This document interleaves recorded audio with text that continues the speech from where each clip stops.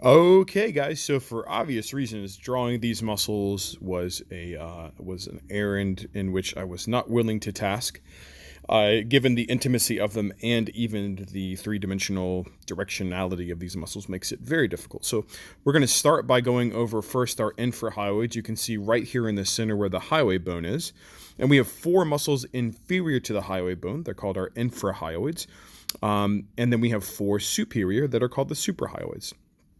Now, we keep this very simple, guys. The attachments we are not going to require you to know. I'm going to go over the general position of each one. But for the most part, we want you to know their names, and we want you to know the actions that they take specifically on the hyoid.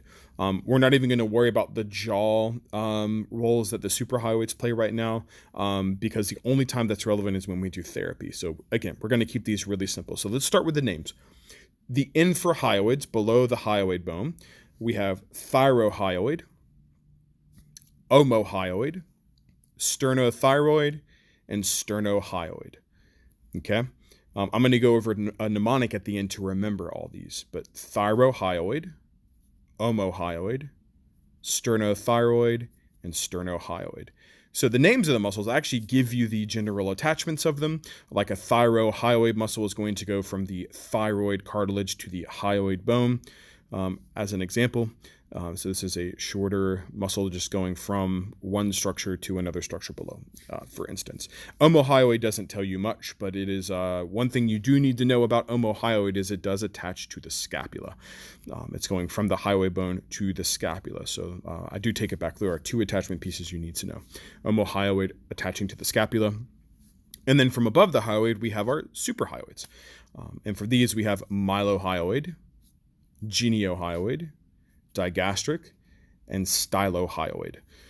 So, one way to remember this is the suprahyoids, mylohyoid, geniohyoid, digastric, and stylohyoid. Just think MGDS, Miller Genuine Draft Sucks.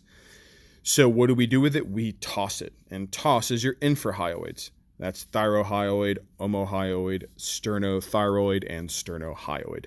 So that's a nice way to remember. And then generally, just remember that your suprahyoids elevate the hyoid bone and your infrahyoids depress the hyoid bone, which is a relevant thing in swallowing. So that keeps the muscles very simple, and that's really all you need to know. Can you name your suprahyoids?